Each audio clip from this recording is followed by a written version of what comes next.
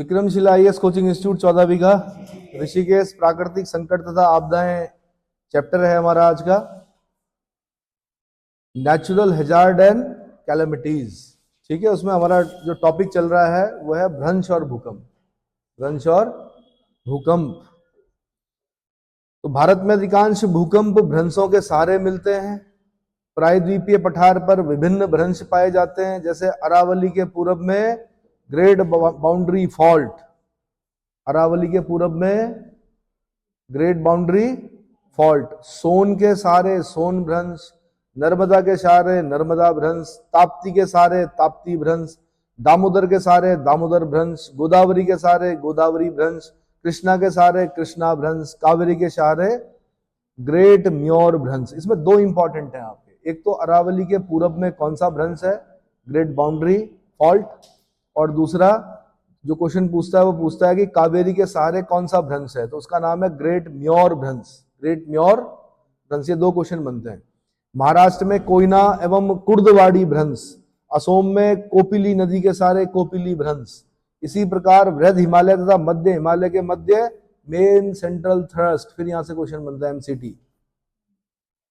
MCT किसके बीच में है भ्रंश, ग्रेटर हिमालय और मिडिल हिमालय के बीच में। फिर मिडिल और शिवालिक के बीच में main boundary fault, main boundary fault. फिर शिवालिक के दक्षिण में है Himalayan front fault, HFF, Himalayan front fault. तो ये सारे फ्रंट आपने क्या करना है, लगभग देखो, कुछ तो गोदावरी के किनारे गोदावरी के नहीं पूछता है, कावेरी के किनारे पूछेगा कौन सा भ्रंश है, तब आपने क्या बोलना है, ग्रेट म्योर भ्रंश। ऐसे ही पूछेगा कुर्दवाड़ी भ्रंश कहां पर है, तो महाराष्ट्र में है।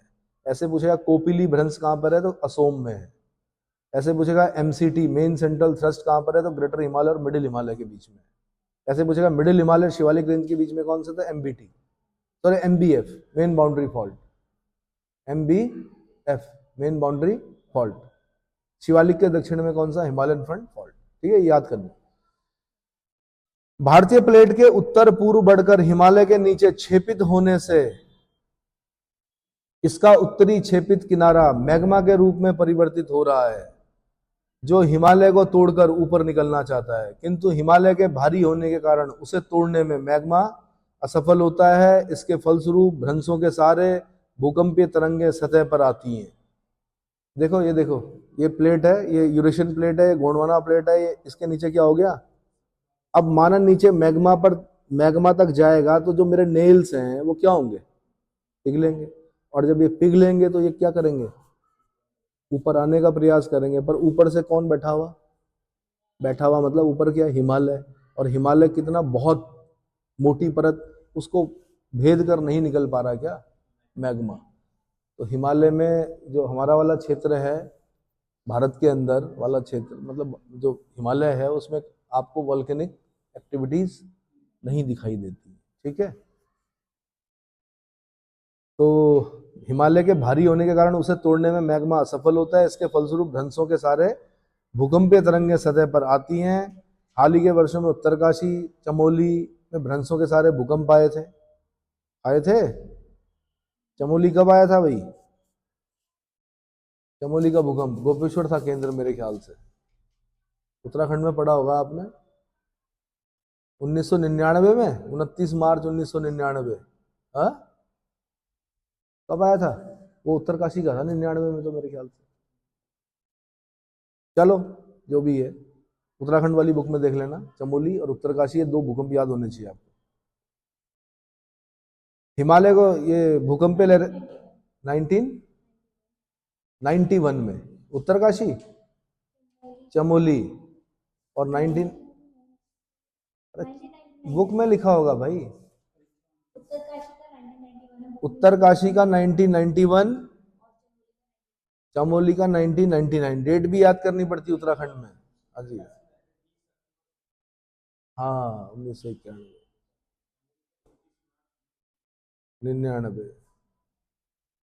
ठीक है भाई। हाँ, तो हिमालय की जड़ों के नीचे एस्थेनोस्फीयर में पिघला हुआ मैग्मा दक्षिण की तरफ भी प्रवाहित होता है, जो प्रायद्वीपीय पठार के नीचे प्रवाहित होते समय ऊपर की तरफ दबाव डालता है, जिसके फलस्वरूप भारत में भ्रंशों के सहारे भूकंप आते हैं।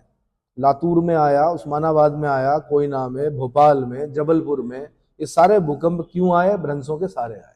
इसके सारे अब डेट में ये एक लिस्ट में दे दूंगा आपको, उसमें लिस्ट में देख लेना कि कांगड़ा घाटी में कब आया, 1915 में आया। बिहार नेपाल की सीमा में कब आया, 34 में आया।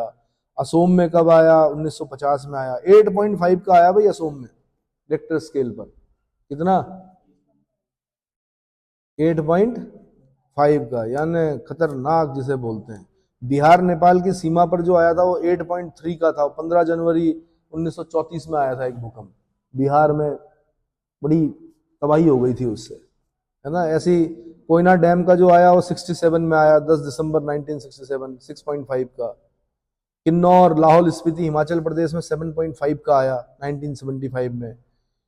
21 अगस्त 1988 को बिहार नेपाल सीमा में 6.5 का। 20 अक्टूबर 1991 को उत्तरकाशी उत्तर प्रदेश में था उस समय, अब तो उत्तराखंड में आ गया। उत्तरकाशी में 6.6 का। 4 सितंबर 1993 को श्रीनगर कश्मीर में आया 6 का, रिक्टर स्केल पर 6 का, है ना। ठीक है भाई। महाराष्ट्र लातूर उस्मानाबाद में आया 93 में, 30 सितंबर 1993 को। 22 मई 1997 को मध्य प्रदेश जबलपुर में आया। 29 मार्च 1999 को उत्तराखंड में आया। फिर ये चमोली था इसका केंद्र, गोपेश्वर। फिर 26 जनवरी 2001 को गुजरात भुज में आया भाई, कच्छ क्षेत्र में। 30,000 लोग मारे गए इसमें, आधिकारिक आंकड़ा है ये। सबसे ज्यादा जो दिखाता है, ये जो आंकड़े दिखाता है, इसमें दिखाता है भुज वाले में। लगान पिक्चर आई थी, लगान के बाद आई थी शायद, लगान पहले आई थी इससे। उसके बाद उन्होंने बोला भी था कि शूटिंग करने आए, ये आया वो आया। कुछ नहीं दिया कि इन्होंने, किसमें? भूकंप में देते हैं ना राहत भाई, फिल्म मेकर देते हैं ना। फिल्में तो बना ली, पैसा कमा लिया, तो कुछ दे भी दो। हाँ, अरे तो लगान की शूटिंग खत्म हुई थी, उसके बाद भूकंप आ गया था। तो अब माना मैं आपके क्षेत्र में आऊं, शूटिंग करूं, खूब पैसा कमाऊं, उसके बाद भूकंप आ गया, तो अगर मैं आपको ना दूं तो बोलोगे नहीं आप? शूटिंग करने तो खूब आए, पैसा कमा लिया हमारे यहाँ का। नहीं आया समझ में? तो उस समय बातें चली थी कि जो भी रहा होगा लगान में। चलो जी, सिक्किम गैंगटॉक 2011 में आया। 2013 में कश्मीर में आया। 2015 में नेपाल भारत में आया। फिर 15 में नेपाल भारत में आया, 25 अप्रैल और 12 मई को। 26 अक्टूबर 2015 को अफगानिस्तान भारत पाकिस्तान में आया, 7.7 का आया भाई। कितने का? फिर म्यांमार भारत बांग्लादेश 2016 में आया 6.7 का। तो ऐसे ये सब जो आए भूकंप। अच्छा, 2015 में उत्तराखंड भारत में ऐसा पहला राज्य बन गया है जहां भूकंप का पता लगाने और चेतावनी जारी करने वाली एक प्रणाली को स्थापित किया गया है। यह प्रणाली इटली की कंपनी स्पेस डायनेमिक्स द्वारा डिजाइन व निर्मित है। Space dynamics. उत्तराखंड भारत का पहला राज्य है जहां भूकंप का पता लगाने और चेतावनी जारी करने वाली एक प्रणाली स्थापित की गई है। 5 या उससे अधिक परिणाम का भूकंप आने की स्थिति में 1 से 40 सेकंड पूर्व चेतावनी जारी कर दी जाएगी। मैसेज आ जाएंगे आपके तुरंत फोन पे। क्या आएंगे? क्या आएंगे? मैसेज। पर क्या आप उस समय व्हाट्सएप को खोलोगे? मैसेज को खोलोगे क्या तुरंत? कैसे वाले?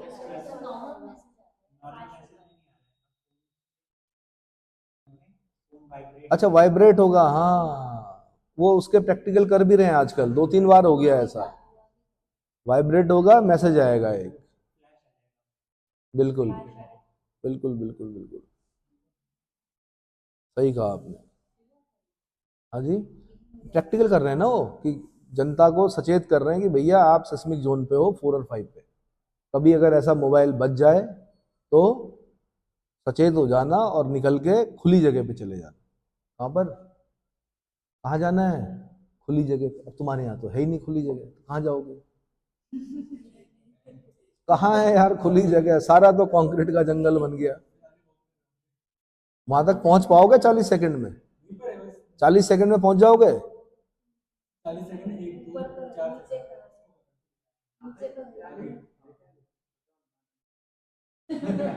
जब आएगा, हाँ, तब तक वहां पे भी बिल्डिंग बन चुकी होगी। देखो कितने शुभचिंतक हैं आपके ना। आपको शत्रुओं की आवश्यकता ही नहीं है, मित्र काफी है।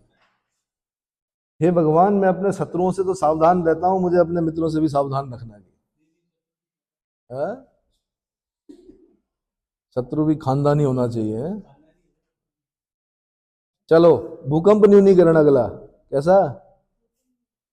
भूकंप न्यूनीकरण। देखो, शत्रु कमजोर होगा तो आप सीख नहीं पाओगे, बढ़ नहीं पाओगे। शत्रु अगर स्ट्रांग होगा, बराबर का होगा, तो आप सीखोगे। ठीक है, बढ़िया है। आपका शत्रु जो है ना, वो है बेरोजगारी। वो इतनी स्ट्रांग है, उससे लड़ो ना। हाँ, भूकंप न्यूनीकरण भाई। दूसरी आपदाओं की तुलना में भूकंप अधिक विध्वंसकारी है। यह परिवहन और संचार व्यवस्था को भी नष्ट कर देते हैं, इसलिए लोगों तक राहत पहुंचाना कठिन होता है। भूकंप को रोका नहीं जा सकता, अतः इसके लिए विकल्प यह है कि इसे आपदा से निपटने की तैयारी रखी जाए और इससे होने वाले नुकसान को कम किया जाए। आपदाओं को रोका नहीं जा सकता, लेकिन आपदाओं से होने वाले नुकसान को क्या किया जा सकता, उसके लिए पहले से ही तैयारी की जा सकती है। भूकंप नियंत्रण केंद्रों की स्थापना क्या करना पड़ेगा? उत्तराखंड में कहां कहां पर है? गरुड़ गंगा टिहरी में और देहरादून में। ठीक है। भूकंप नियंत्रण केंद्रों की स्थापना, जिसमें भूकंप संभावित क्षेत्रों में लोगों को सूचना पहुंचाई जा सके। जीपीएस यानी ग्लोबल पोजिशनिंग सिस्टम की मदद से प्लेट हलचल का पता लगाया जा सकता है। किससे? जीपीएस से प्लेट हलचल का पता लगाया जा सकता है। देश में भूकंप संभावित क्षेत्रों का सुभेद्यता मानचित्र तैयार करना और संभावित जोखिम की सूचना लोगों तक पहुंचाना तथा उन्हें इसके प्रभाव को कम करने के बारे में शिक्षित करना। पता है सिस्मिक जोन पर है, और कितने मंजिल बनाना है?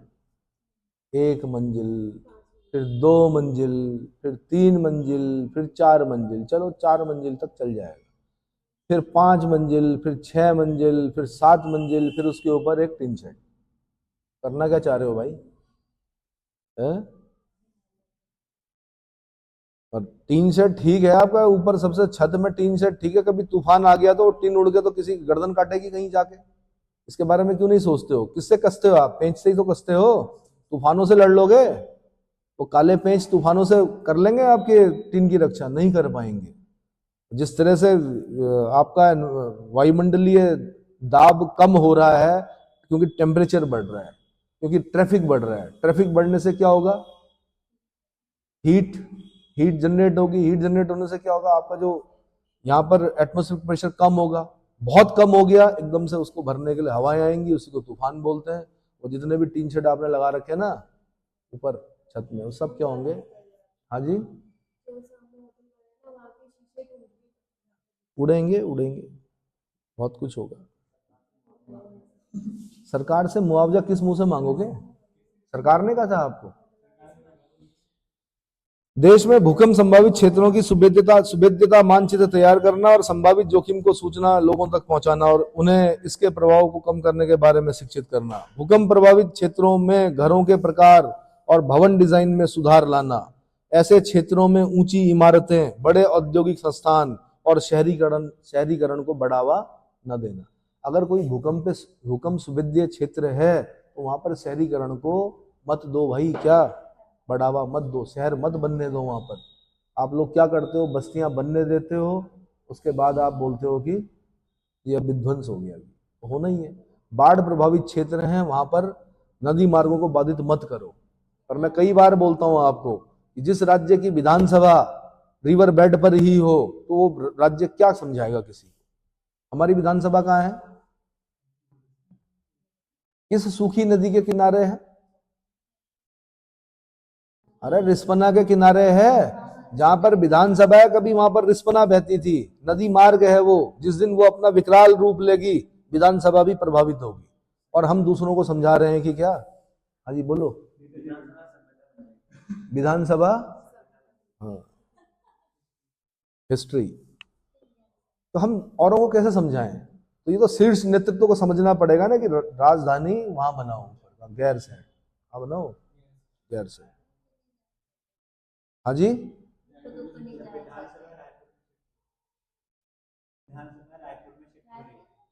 इसलिए नहीं बनाया गया था उत्तराखंड। उत्तराखंड इसलिए बनाया गया था कि विधानसभा पहाड़ी क्षेत्र में हो, है ना। लोक सेवा आयोग को भेजो सबसे पहले गैरसैंण, क्योंकि वहां पर क्या हो रहा है, बड़ी इजी पहुंच हो जा रही है उन लोगों की जो क्या कर रहे हैं, प्रभावशाली जो लोग हैं, ऊपर पहुंचाओ। और लोक सेवा आयोग को पहुंचाओ। नैनीताल हाई कोर्ट नीचे आ रहा है, हल्द्वानी में शायद, है ना। ठीक है, चलो।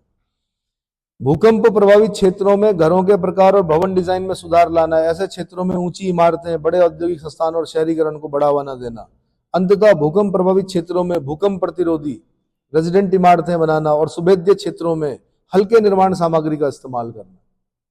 हल्के निर्माण सामग्री का इस्तेमाल करना ताकि भूकंप आ भी जाए तो क्षति ना हो ज्यादा। मौसम विभाग देश के भीतर और आसपास भूकंप गतिविधियों पर नजर रखने के लिए राष्ट्रीय नेटवर्क के अंतर्गत 51 भूकंप विज्ञान वेधशालाएं यानी ऑब्जर्वेटरीज चलाई जाती हैं।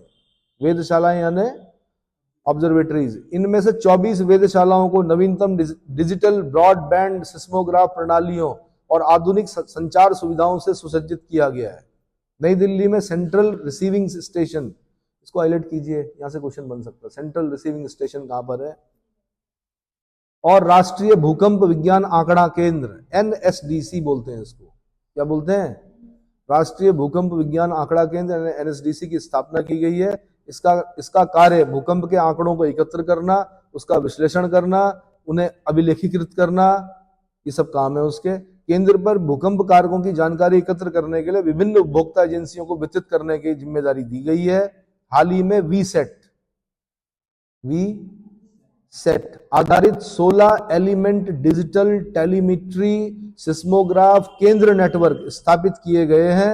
इसके दिल्ली स्थित रिसीविंग स्टेशन द्वारा दिल्ली और आसपास के इलाकों में भूकंप गतिविधियों पर नजर रखी जा सकेगी। और यह कर्तव्य प्राधिकरण का है। वैसे किसका? प्राधिकरणों का कर्तव्य है कि वो क्या करें, भूकंप रोधी इमारतों को ही। सब लोग सटा के बना रहे हैं, सटा के बना रहे हैं, मतलब 100 गज है तो 100 गज ही कवर करना है। थोड़ा जगह छोड़ दो भाई, किस चीज के लिए? पर हम आपदा के बारे में रहे, भूकंप के बारे में पढ़ रहे हैं, कहीं पर तो जगह हो जहां पर इकट्ठा हुआ जा सके जब भूकंप आएगा तो। सुनामी, उसके बाद क्या है? सुनामी का खतरा हमें नहीं है, उत्तराखंड में नहीं आ सकती सुनामी, ठीक है, सागर तटीय भागों में आती है। भूकंप पर ज्वालामुखी के महासागरीय धरातल में अचानक, भूकंप पर ज्वालामुखी से महासागरीय धरातल में अचानक हलचल पैदा होती है और महासागरीय जल का अचानक विस्थापन होता है। परिणाम स्वरूप ऊर्ध्वाधर ऊंची तरंगें पैदा होती हैं जिन्हें सुनामिस अथवा सुनामी का मतलब था बंदरगाहों की लहरें, टी से स्पेलिंग स्टार्ट होती, जापानी भाषा का शब्द है, या भूकंपीय समुद्री लहरें कहा जाता है इनको। क्या कहा जाता है? भूकंपीय समुद्री लहरें। सामान्यतः शुरू में सिर्फ एक ऊर्ध्वाधर तरंग ही पैदा होती है, परंतु कालांतर में जल तरंग की एक श्रृंखला बन जाती है। क्योंकि प्रारंभिक तरंग की ऊंची शिखर और नीची गर्त के बीच जल अपना स्तर बनाए रखने की कोशिश करता है। महासागर में जल तरंग की गति जल की गहराई पर निर्भर करती है। इसकी गति उथले समुद्र में ज्यादा और गहरे समुद्र में कम होती है। उथला समुद्र मतलब जहां पे कम गहरा है, और जो गहरा समुद्र होगा वहां पे सुनामी का उतना इंपैक्ट नहीं देखा जाता। जैसे ही किनारे पे आती है 100 फुट की लहर बन जाती है, 50 फुट की लहर बन जाती है। और अगर आप खड़े हैं, हाइट कितनी है आप लोगों की? सामान्य हाइट कितनी है? 5 foot 5 inch, 5 foot 3 inch, 5 foot 2 inch, 5 foot 8 inch, यही तो होगी। और 100 फीट की लहर आ गई तो क्या है आप उसके सामने? चींटी हो, चींटी। आपको तो ले जाएगी साथ में, जितने भी अगल बगल के क्या होंगे स्ट्रक्चर सबको अपने साथ क्या कर देगी। जापान का देखा होगा आपने, फुकुशिमा का देखा है? अच्छा, दिखती है, किनारे खड़े रहेंगे आपको थोड़े पता चलेगा कि सुनामी, दिखेंगी लहरें आती हुई। कुछ ही लोग समझ पाते हैं कि ये सुनामी है, बाकियों को लगता है तरंग है। गहरे सागर में वो तरंग की तरह दिखती है, जब आती किनारे तब उसकी हाइट बढ़ती है, तब वो करती है क्या, एक बार में ऐसे ही साफ सब कुछ क्या। महासागर में जल तरंग की गति जल की गहराई पर निर्भर करती है। इसकी गति उथले समुद्र में ज्यादा, गहरे समुद्र में कम होती है। परिणाम स्वरूप महासागरों के अंदरूनी भाग इससे कम प्रभावित होते हैं। तटीय क्षेत्रों में ये तरंगें ज्यादा प्रभावित होती हैं और व्यापक नुकसान पहुंचाती हैं। अच्छा, या तो फिर कोरल रीफ्स हो, जैसे ऑस्ट्रेलिया के कोरल सी में आपने देखी होगी 1950 किलोमीटर लंबी, 1920 किलोमीटर लंबी कोरल रीफ है नॉर्थ ईस्ट में। ऑस्ट्रेलिया के कोरल सी है ना, वहां पे कोरल रीफ है। और कोरल रीफ क्या करती है, इसलिए उसको क्या बोलते हैं, ग्रेट बैरियर रीफ, बैरियर का कार्य करती है। कोई सुनामी आएगी पहले कोरल रीफ से टकराएगी, उतना हिट नहीं करेगी वो तटों को हमारे, लेकिन उसके बीच में, रीफ के बीच बीच में जो स्थान छूटे हुए हैं, फिर वहां से और वेग से आएगा पानी फिर। लेकिन ये समस्या है, कोरल रीफ लगातार होनी चाहिए। बीच में अगर टूटी हुई मिली तो उसके बीच में से जो पानी, क्योंकि जितना भी प्रेशर टकराएगा उसके बीच में से एक स्ट्रीम बनते हुए आएगा, और जो सामने वाला तट होगा ना उसको तो अंदर तक, मतलब क्रीक बना देगा। वहां क्रीक समझते हो, सर क्रीक, गोडिया क्रीक, कोरी क्रीक सुने हो ना, तो उस तरह की क्रीक बना देगा। उम्मीद है समझ में आया होगा, नहीं आया?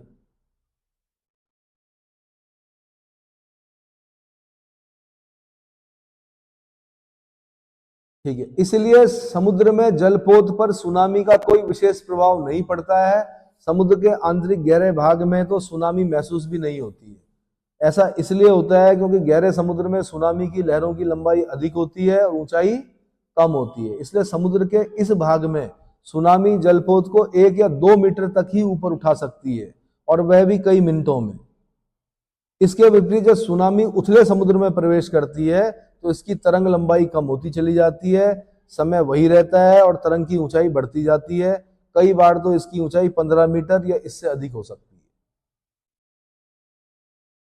जिससे तटीय क्षेत्र में भीषण विध्वंस होता है। इसलिए इन्हें उथले जल की तरंगें भी कहा जाता है, उथले जल की तरंगें। सुनामी आमतौर पर प्रशांत महासागरीय तट पर, जिसमें अलास्का, जापान, फिलीपींस, दक्षिण पूर्व एशिया के दूसरे द्वीप, इंडोनेशिया, मलेशिया, हिंद महासागर में म्यांमार, श्रीलंका और भारत के तटीय भाग आते हैं। भारत के तटीय भाग आते हैं। तमिलनाडु हिट हुआ था कुछ साल पहले, उसकी मैंने कहा था वीडियोस देख लेना, क्या हुआ था चेन्नई में। तट पर पहुंचने पर सुनामी तरंगें बहुत अधिक मात्रा में ऊर्जा निर्मुक्त करती हैं और समुद्र का जल तेजी से तटीय क्षेत्रों में घुस जाता है और बंदरगाह शहरों, कस्बों, अनेक प्रकार के ढांचों, इमारतों, बस्तियों को तबाह कर देता है। क्योंकि विश्व भर में तटीय क्षेत्रों में जनसंख्या सघन होती है और ये क्षेत्र बहुत सी मानव गतिविधियों के केंद्र होते हैं, अतः यहाँ दूसरी प्राकृतिक आपदाओं की तुलना में सुनामी अधिक जान माल का नुकसान पहुंचाती है। दूसरी प्राकृतिक आपदाओं की तुलना में सुनामी के प्रभाव को कम करना कठिन है, क्योंकि इससे होने वाले नुकसान का पैमाना बहुत वृहद होता है। क्या होता है? किसी अकेले देश या सरकार के लिए सुनामी जैसी आपदा से निपटना संभव नहीं है। 26 जनवरी 2004 को सुनामी आने के बाद भारत ने इस खतरे को कम करने के उपाय का काम शुरू किया। सुनामी की चेतावनी जारी करने का Indian ocean tsunami warning mitigation system IOTWMS विकसित हुआ। Indian ocean tsunami warning mitigation system IOTWMS विकसित हुआ। भारत, ऑस्ट्रेलिया, इंडोनेशिया समेत 18 देश इस बात पर सहमत हुए कि वे आपस में सुनामी जैसी किसी भी आपदा की भविष्यवाणी संबंधी सूचना एक दूसरे के साथ साझा करेंगे। IOTWMS मुख्यतः 2 तरह से काम करता है। पहला, समुद्र में बन रहे दबाव को रिकॉर्ड करता है, दूसरा लहर को मापता है। IOTWMS क्या करता है? समुद्र में बन रहे दबाव को रिकॉर्ड करता है, दूसरा लहरों को मापता है। उसके आधार पर सुनामी का कितना खतरा है इसका आकलन किया जाता है। भूकंप या सुनामी जैसी किसी आपदा के लिए फिलहाल विश्व में जो भी चेतावनी तंत्र काम कर रहे हैं उनमें 8 घंटे पहले तक किसी आपदा को लेकर चेतावनी दी जा सकती है। वैज्ञानिक विश्व के 14 देशों में कॉस्मिक रे डिटेक्टर्स स्थापित करने की दिशा में सक्रिय हैं। यदि सभी 14 जगह कॉस्मिक रे डिटेक्टर्स स्थापित कर दिए जाएं तो ऐसी किसी भी आपदा के संबंध में 20 से 24 घंटे पहले चेतावनी दी जा सकती है। नासा और आर्मेनिया की प्रयोगशालाओं के सहयोग से ये डिटेक्टर्स अब तक बुल्गारिया, क्रोएशिया और भारत में जवाहरलाल नेहरू विश्वविद्यालय में स्थापित किए जा चुके हैं। अध्ययन से पता चला है कि भूकंप आने के पहले कॉस्मिक किरणों की तीव्रता कम हो जाती है। यदि कॉस्मिक किरणों की तीव्रता में कमी का जल्द पता चल जाता है तो उस सूचना को आगे विकसित कर किसी आपदा के संबंध में सूचना दी जा सकती है।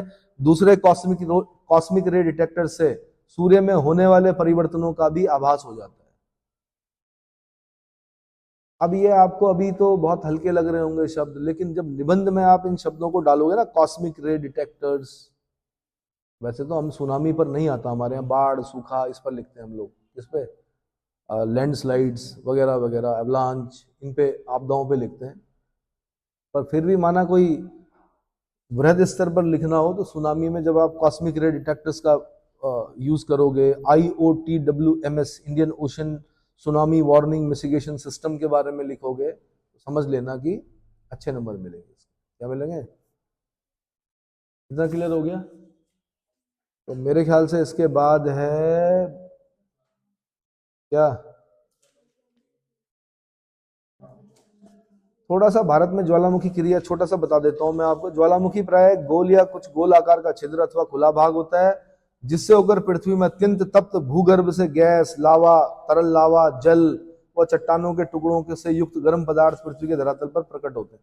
देखो भाई, फिजिकल ज्योग्राफी में हम पढ़ चुके हैं, वॉल्केनिक बम क्या होता है, लेपली क्या होता है ना, वॉल्केनिक टफ क्या होता है, ये सब चीजें पढ़ चुके हैं।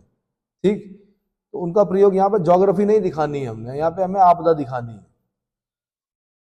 भारत में प्रथम ज्वालामुखी क्रिया धारवाड़ युग में हुई, तत्पश्चात कुडप्पा, विंध्यन, पैलियोजोइक, कार्बोनिफरस के पश्चात मेसोजोइक के अंत तथा टर्सरी के प्रारंभ में हुई। क्रेटाशियस युग में व्यापक दरारी उद्भेदन के कारण दक्कन ट्रैप की उत्पत्ति हुई। ये क्वेश्चन बनता है, दक्कन ट्रैप की उत्पत्ति क्यों हुई, कैसे हुई? आंसर, क्रेटाशियस युग में व्यापक दरारी उद्भेदन, दो तरह के उद्भेदन होते हैं, एक विस्फोटक और एक दरार से धीरे धीरे लावा क्या होता है, निकलता रहता है, फैलता रहता है।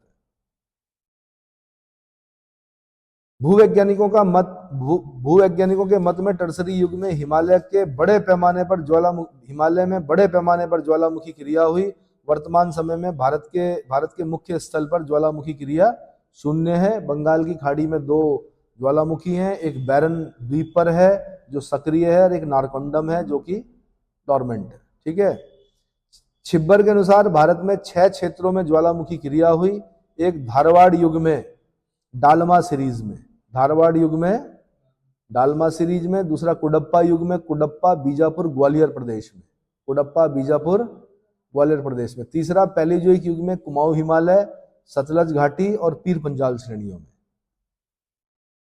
पैलियोजोइक युग में कहा, कुमाऊं हिमालय, सतलज घाटी और पीर पंजाल श्रेणियों में। चौथा, मेसोजोइक युग में राजमहल पहाड़ियों तथा एबोर हिल्स, अरुणाचल